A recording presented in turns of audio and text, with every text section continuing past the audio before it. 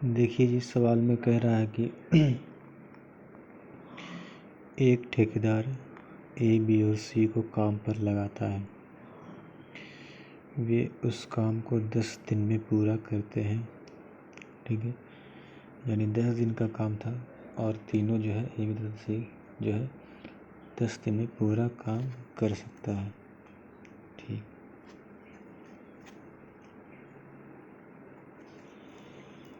तथा सी केवल पहले 3 दिन कार्य करता है, ठीक है। यानी तीनों को काम पे लगाया, तीनों ने क्या किया, 3 दिन तक काम किया। उसके बाद सी जो है छोड़कर चला जाता है, ठीक है। बोल रहा है क्या, जबकि इन 3 दिनों में कुल कार्य का 37% कार्य हो जाता है, ठीक है। यानी इन 3 दिनों में जो है कुल कार्य का 37% काम हो जाता है। तो मैं मान लेता हूँ कि टोटल वर्क हमारा 100 है, तो उसका 37 जो है हमारा डन होता है, ठीक है। और इसे जो करता है वो कौन करता है, ए, बी और सी, ठीक है। 37 काम करता है। 3 दिन के बाद छोड़ दिया सी, तो ये बचा कौन, ए प्लस बी। तो ए प्लस बी का कितने दिन का काम बचा, 7 दिन का काम बचा, ठीक है। 7 दिन का काम बचा ए प्लस बी का, ठीक है। तो यानी 7 दिन का काम, कितना काम बचा, 63। यानी 7 दिन में 63 काम करेंगे, तो एक दिन में कितना काम करेंगे, 9 काम करेंगे, ठीक है। एक दिन में 9 काम करेंगे ए प्लस बी, यानी ए प्लस बी के 7 दिन का काम अभी और बचा हुआ है। और 7 दिन में काम कितना करना है, 63। तो 7 दिन का काम 63 हो गया, तो एक दिन का काम कितना हो जाएगा, 9, ठीक है। यानी 9 हो जाएगा। उसके बाद बोल रहे क्या, ए और बी मिलकर काम समाप्त करते हैं, यानी शेष 63 काम ए प्लस बी मिलकर समाप्त किया।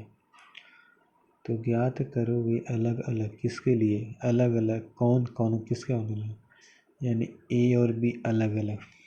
तो अलग अलग कितने दिनों में इस कार्य को पूरा कर लेंगे, ठीक है।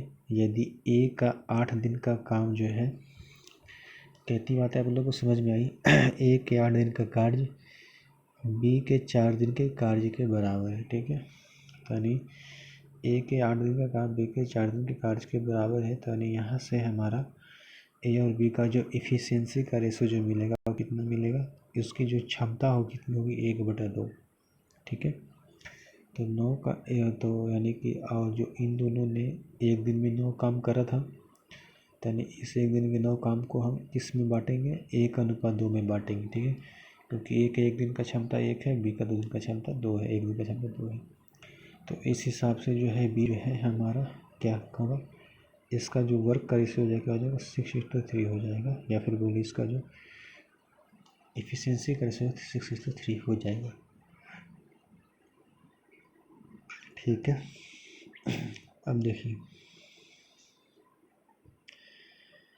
तो ए प्लस बी ने कितना काम करा, तो देखिए ए प्लस बी एक दिन में 9 काम करता है, तो 3 दिन में कितना काम करेगा, जो सी के साथ करा था 27 काम करेगा, ठीक है। और टोटल काम कितना हुआ था, 37। तो 27 काम हुआ, 37 टोटल है। तो यानी सी के 10 दिन का काम बचा हुआ है, ठीक है। ये समझ गए, 10 दिन का काम जो है सी का कितना काम किया, 10 काम किया। और सी का जो है 10 दिन का काम बचा, 10 दिन का 10 काम बचा हुआ 3 दिन में करना था, तो एक दिन में कितना काम करेगा, 10/3। तो पूरा काम कितना था, 100। तो पूरा काम कितने में करेगा, 100/10/3 कितना, 30 दिन में टोटल काम करेगा, ठीक है। उसी प्रकार ए का एफिशिएंसी हमारा आया 3, ए का एफिशिएंसी 3 आया, टोटल काम 100 है, यानी 100 काम कितने दिन में, 100/3 दिन में। बी कितना काम करेगा, 100 का बी का एफिशिएंसी आया 6, तो बी जो है 6 काम करेगा, यानी टोटल काम कितना हो जाएगा, 100/6 यानी 50/3 दिन में बी जो है काम कर लेगा, ठीक है। आई होप की चीज़ें आपको समझ में आई होगी। तो चलिए चलते हैं नेक्स्ट सवाल पे। देखिए एक ठेकेदार ए, बी तथा सी को काम पर लगाता है, ठीक है। वे तीनों उस काम को 10 दिन में पूरा करता है। वे एक साथ काम शुरू करते हैं तथा अंतिम 60 पर देखिए, यानी ए प्लस बी प्लस सी, यानी एक ठेकेदार ए बी तथा सी को काम पर लगाता है। वे तीनों उस काम को 10 दिन में पूरा करता है। वे एक साथ काम शुरू करते हैं, ठीक है, वे दो है, एक साथ काम शुरू करते हैं तथा अंतिम 60% काम जो है बी प्लस सी करते हैं। यानी अंतिम जो है 60% काम, यानी 60 काम कौन करता है, बी प्लस सी करता है। टोटल काम होने माना कि 100 है, ठीक है। बोल रहा ए केवल पहले बी काम देखिए, बी प्लस सी करते हैं 60 काम। ए केवल पहले 2 दिन, यानी ए जो है केवल पहले 2, यानी ए प्लस बी प्लस सी जो 2 दिन तक काम किया, ठीक है। तो जब लास्ट के 60 काम जो किया बी प्लस सी किया तो 40 काम कितने दिन किया होगा, तो 2 दिन में करा होगा, ठीक है। देखिए अब आए आगे पे यानी ए प्लस बी प्लस सी 2 दिन में कितना, 40 काम करा, ठीक है, 40 काम किया।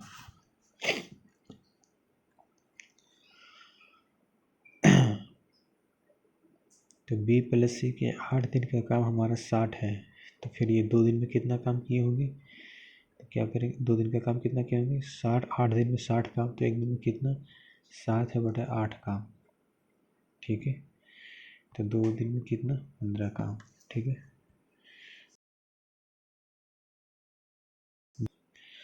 यानी बी प्लस सी का जो, यानी कि ये जो टोटल वर्क कितना किया 25, बी कितना करा 60 दिन किया 8 दिन में और 15 दिन में, 60 और 15 75। वर्क का जो रेशियो है कितना है 1:3, ठीक है। अब बोल रहा है क्या, यदि पूरे काम के लिए 3000 रुपये मिलते हैं, ठीक है, और आपको पता है कि जो वेजेस जो मजदूरी है वो काम के अनुपात में बांटा जाता है, ठीक है। यानी जो हमारा दहाड़ी है वो कितने में बांटा जाता है, काम के अनुपात में बांटा जाता है। और काम का रेशियो कितना 1:3, टोटल 4 यूनिट आया, तो 4 यूनिट हमारा रिप्रेजेंट कर रहा है 3000 को, तो 1 यूनिट की वैल्यू क्या आ जाएगी 750 रुपये। और बी प्लस सी का कितना आ जाएगा 2200, यानी ए का मजदूरी बना 750 रुपये और बी प्लस सी,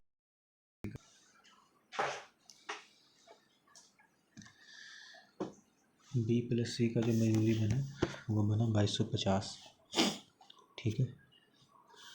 तो पूछ रहा क्या, तो सबसे कम कार्य क्षमता वाले मजदूर का वेतन क्या होगा। तो यहाँ पे बताओ कि किसका मजदूरी कम होगा। देखिए यहाँ 2 दिन में ए 25 काम करता है, यहाँ बी प्लस सी 2 दिन में 15 काम करता है।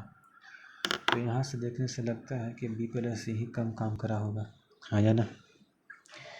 यानी बी प्लस सी जो है वो कम कार्य क्षमता वाला होगा, ठीक है। इतनी बात मान लें कि बी ही होगा हमारा, ठीक है। और बी प्लस सी को मिला कितना 2250 रुपये मिला, समझ गए। अब यहाँ पे एक बात लिखा हुआ है क्या कि बी काम करने में सी से 20% कम समय लेता है, ठीक है। यानी बी जो है इसका जो इफ़िशियंसी जो है कम समय लेता है, यानी टाइम का जो रेशियो है क्या लेता है सी से कम, यानी बी, यानी सी अगर लेता है बी जो है काम करने में सी से 20% कम समय लेता है, तो 20 पर फ्रैक्शन बनी हमारे 1/5, ठीक है। यानी बी अगर 5 लेता है तो सी कितना लेता है 4, ठीक है। सॉरी, बी काम करने में सी से 20% कम समय लेता है, ठीक है। यानी यहाँ से जो टाइम का रेशियो आया वो कितना आ गया 5:4, ठीक है। यानी सी अगर 5 जो लेता है उससे कम कितना लेगा 4, तो इफ़िशियंसी का रेशियो क्या हो जाएगा 5:4, ठीक है। इफ़िशियंसी का रेशियो हो जाएगा 5:4। 4 को 2250 रुपये में बांटेंगे तो 9 यूनिट हमारे रिप्रेजेंट करा 2250 को, तो 1 यूनिट का वैल्यू, तो 4 यूनिट की वैल्यू क्या आ जाएगी 1000। यानी कि सी जो है 1000 वाला क्या होगा, सबसे कम वेजेस वाला आदमी होगा, सबसे कम कार्य क्षमता वाला मजदूर होगा, ठीक है। आइए आगे चलते हैं नेक्स्ट सवाल पे। तो ये हमारा वो सवाल है जो अभी तक एग्ज़ाम्स में नहीं पूछे गए हैं।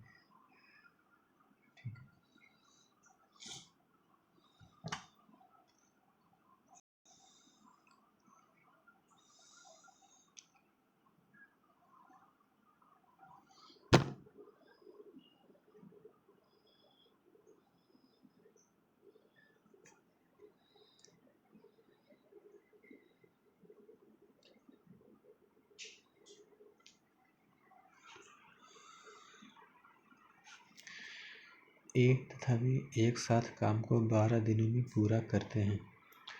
यदि एक काम पूरा करने में 20 से 10 दिन ज़्यादा समय लेता है, ये जो है काम पूरा करने में 20 से 10 दिन ज़्यादा समय लेता है।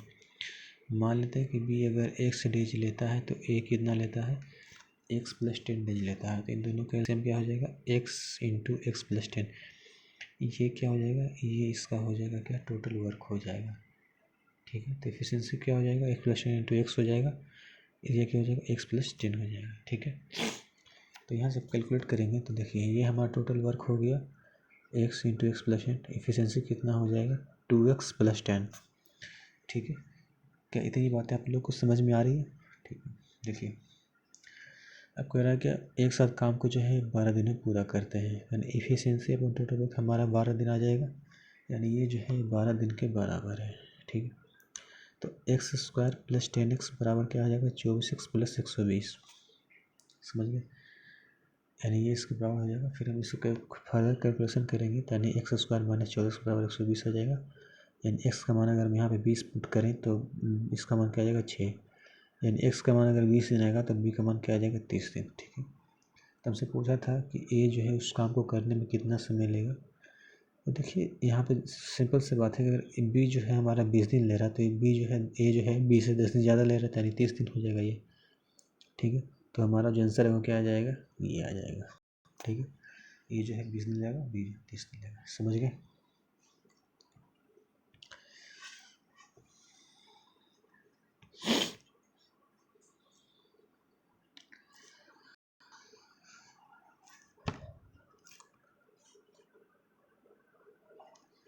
देखिए a + b किसी काम को 6 दिन में कर सकते हैं।